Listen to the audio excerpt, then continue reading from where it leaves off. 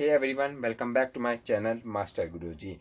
ये lecture number 3 है current electricity का।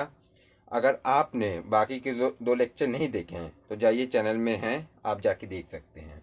बाकी अगला टॉपिक करंट डेंसिटी है, आइए इस पे डिस्कस करते हैं। करंट डेंसिटी होता क्या है, पहले डेफिनेशन पढ़ते हैं। It is the amount of charge that flow through an area in a unit time and held perpendicular to the direction of flow of current. This phenomena is called current density.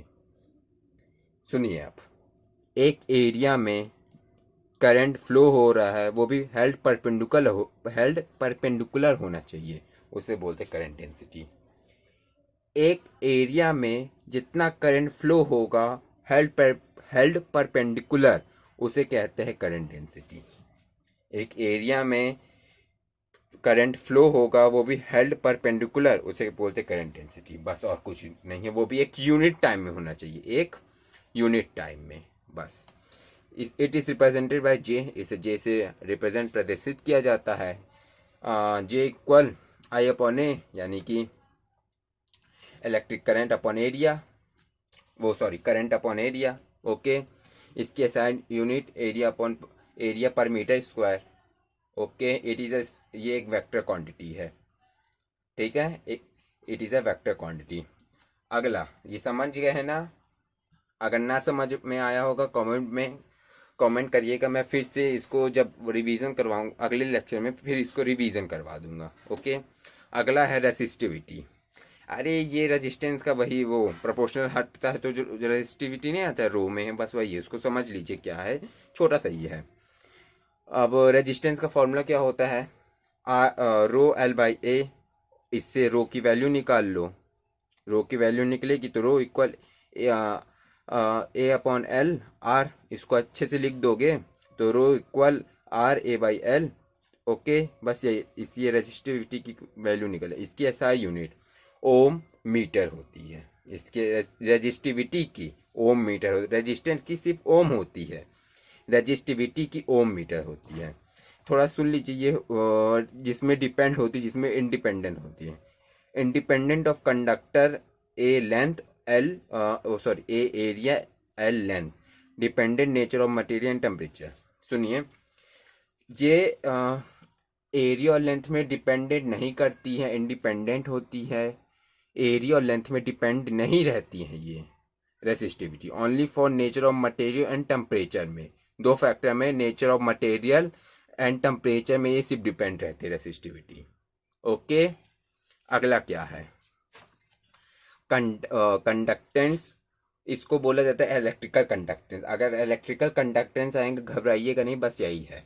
इसको जी से represented करते हैं। आइए इसकी definition पढ़ते हैं। The reciprocal of resistance is called conductance of conductor. Resistance का reciprocal ही होता है वो कंडक्टेंस, बस हो गया और कुछ नहीं है। रेजिस्टेंस का रेसिप्रोकल होता है कंडक्टेंस, इसको इक्वल टू 1/r। और इसकी एसआई यूनिट होती है सीमेन। क्या होती है? सीमेन। बस रेजिस्टेंस का रेसिप्रोकल कंडक्टेंस, इसी को इलेक्ट्रिकल कंडक्टेंस बस बोलते हैं। अगला क्या है, कंडक्टिविटी। इसको सिग्मा से रिप्रेजेंट करते हैं, सिग्मा से। The reciprocal of resistivity is called conductivity. बस खत्म। ये छोटे छोटे डेफिनेशन है। ये एक वन वर्ड, मतलब वन वर्ड के आंसर में पूछ लिए जाते हैं। व्हाट इज कंडक्टिविटी, एक लाइन की ही तो है, बस आपको थोड़ा याद रखे रहना है।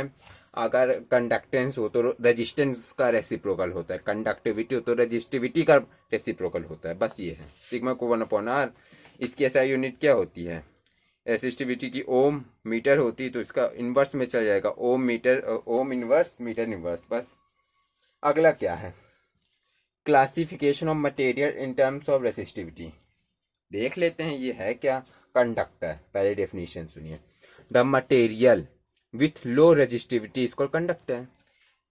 एक कंडक्टर में जिसकी रेजिस्टिविटी लो हो उसे कहते हैं कंडक्टर। ये एक वैल्यू, इसकी आपको जरूरत नहीं है पढ़ने की, तब भी आप जाने रहिए। इसकी 10⁻⁻8 टू 10⁻⁻4 ओम मीटर, इसका इतनी तक रहता है कंडक्टर का, ठीक। अगला है insulator. The material with high resistivity is called insulator. एक कंडक्टर में जिसकी रेसिस्टिविटी हाई रहती है उसे कहते हैं इंसुलेटर। बस इंसुलेटर का एक कंडक्टर में रेजिस्टिविटी हाई है तो वो इंसुलेटर। बस सेमी कंडक्टर यही उसकी वो कुछ वैल्यू है, इसको देख लीजिए। अगले सेमी कंडक्टर क्या है? The material with resistivity lie between conductor insulator is called semiconductor. इन दोनों के बीच लाई करने वाला सेमी कंडक्टर होता है। कंडक्टर इंसुलेटर के बीच सेमी कंडक्टर होता है। ओके, लिखा है ना, the material with resistivity lie between conductor insulator is called semi conductor. देख लीजिए, इसके सेम है, इसका -4 इसका +4 ले लिया। और ये आज के लिए बस इतना, ये छोटी छोटी डेफिनेशन इसको पढ़ लीजिए ध्यान से। SI unit must important objective type के लिए। अपन लोग कल के लेक्चर में पढ़ेंगे colour code of carbon resistance. ये कल का है, अपन लोग इसको कल वाले लेक्चर में कवर करेंगे। बाकी आपको अभी एक बार रिवीजन, क्योंकि रिवीजन कर, एक एरिया में जो चार्ज करंट फ्लो होगी वो भी है परपेंडिकुलर, उसको कहते हैं करंट डेंसिटी। उसको रिप्रेजेंट करते हैं जैसे current density I upon A, current upon area, SI unit area upon metre. इसका ये इस वेक्टर क्वांटिटी है। रेसिस्टिविटी क्या है? आर इक्वल, रेजिस्टेंस का फॉर्मूला निकालो, रो इक्वल टू L/A, उससे रो की वैल्यू निकाल लो जो आया। और ये लेंथ और एरिया में डिपेंडेंट नहीं रहती है, सिर्फ टेम्परेचर और नेचर ऑफ मटेरियल, टेम्परेचर में सिर्फ डिपेंडेंट रहती है रेसिस्टिविटी। लेंथ और एरिया से आज़ाद इन लोग रहते हैं, लेंथ और एरिया से आज़ाद रहेंगे। डिपेंड किससे करेंगे? नेचर ऑफ मटेरियल, टेम्परेचर से। अगला क्या था? Electrical conductance. क्या इलेक्ट्रिकल कंडक्टेंस? रेजिस्टेंस का रेसिप्रोकल होता है, इसको जी से रिप्रेजेंट कर जाता है। कंडक्टिविटी इसको सिग्मा से रिप्रेजेंट करते हैं। रेसिस्टिविटी का रेसिप्रोकल होता है कंडक्टिविटी। इसकी ऐसा unit ohm inverse metre inverse. बस जिसमें रेसिस्टिविटी लो हो कंडक्टर में उसे कंडक्टर, और जिस कंडक्टर में रेसिस्टिविटी हाई उसे इंसुलेटर। इन दोनों के बीच लाई करने वाला जो होगा रेसिस्टिविटी उसे सेमी कंडक्टर। ये है।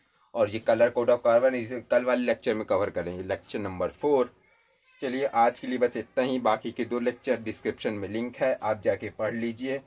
और क्लास 12 2024 का बोर्ड हम लोग को 4 डालना है, चाहे जो हो जाए, अच्छे नंबर आने चाहिए फिजिक्स में।